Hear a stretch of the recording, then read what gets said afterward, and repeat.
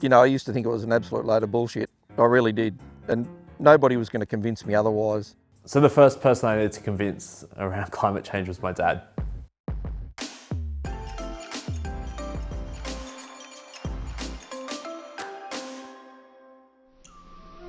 The climate's changing, it always has, but it's no longer just the same old patterns that we were experiencing. Farmers are on the front line. We're already feeling the impacts of climate change. It's probably a bit naive. I probably didn't understand the weight of the climate motion that we were pushing through. My name's Josh Gilbert, and my family are Warramai people. We've been here for over 60,000 years. My family farm is the remnants of my grandparents' dairy farm. It's on Warramai country, connected to the river, brackish water, the perfect joy of where salt water meets the fresh water. We've been producing beef cattle through my dad's family for over 4 generations. Indigenous people in Australia own 40% of the landscape still today. We're the biggest owners, despite a history of colonisation and impact along the lands. There's this eternal optimism that comes with seasonality, that you'll have good years and bad years, and that droughts will come and go and things will get better. The narrative on seasonality is only something you can buy into for so long. Yeah, I sort of thought it was a bit of a load of crap, to be honest with you. Over sort of time, he proved to me different, that, it actually is a fact, and it does affect a lot of things. I was calling it climate change. He was calling it a changing climate, and over time, he began to resonate with what I was saying. It got to the point that you sort of couldn't ignore it. We're getting less rain, or we're having extreme rain events. We're getting snow and that where it's never snowed before. We're getting hotter summers. Hence the last summer that was just up here, we had the major bushfires on top of major drought that we'd been in for 7 years. So the last 12 months for us have been pretty hard. Yeah, I didn't do very well, to be honest with you. I took it pretty hard.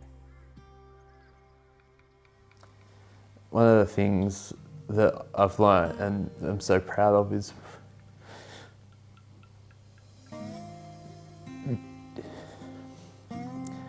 my family's ability to adapt.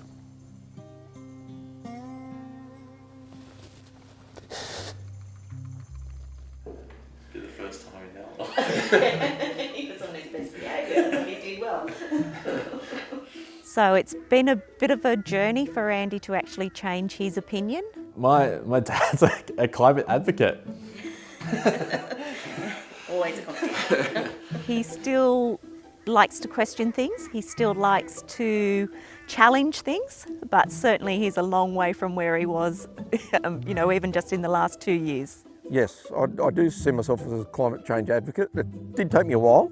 So after convincing Dad, within a week I was petitioning politicians around climate change policy.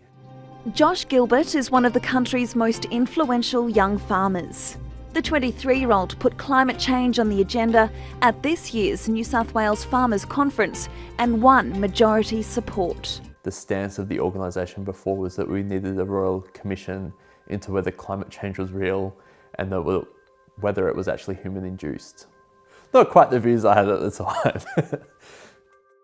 The crux of the motion that we pushed through basically had 2 parts.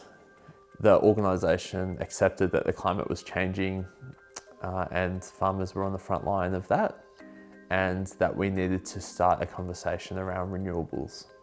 Yeah, I was very concerned about Josh sticking his neck out. Josh had death threats. He had people wanting to belt him and all this sort of stuff. And at the end of the day, they've all pulled their head in. Josh is still talking about climate change today, bigger and better than ever. That was a huge achievement for him personally, but also just in moving the whole organisation forward and making it a part of what the views were of the wider population. So the motion for me opened up doors that I didn't think agriculture was welcomed. We were able to present at TEDx, we were able to go to the Paris climate change talks, and we were able to have conversations with people like David Suzuki. L'accord de Paris pour le climat est accepté. The Paris climate change talks were eye-opening. They provide the ability to learn from a whole heap of other sectors and bring back to agriculture while sharing our story and the proactive stance and activities that we were conducting. My activism combined with working full-time led to pretty severe burnout. We got a phone call just before midnight. It's not a phone call that any parent wants. Josh rang to say that he'd had a car accident. He was putting in a lot of long days. The last thing he remembers was looking down near the end of the freeway, and that was it. So next thing, yeah, he was in hospital. So He told me that he thought he was okay, but there was a lot of blood. Yeah, just a parent's worst nightmare. So for me, it was a big wake-up call that things needed to shift, and had to make sure that I was looking after myself. So I've recently started a master's at Charles Sturt University, looking at and trying to move towards a PhD in Indigenous agriculture. Climate change for me is one of the biggest risks of the future. I have to be optimistic about the future. There's climate skeptics out there, but what they can appreciate is the fact that things are changing, that weather systems are changing, that they're getting rainfall in a very different light, that seasons are extending and not happening at some stages. We've got Indigenous knowledge that knows how to help combat and adapt to climate change really well. And through those stories and those lessons and understandings, I hope to embed that through the work I do, whether that's advocacy or my actual work, to help ensure that we have a voice and we're invited to the table going forward. We know Indigenous people have been here for 60,000 years. Now is a crucial moment to connect that last 60,000 years with the 60,000 years into the future.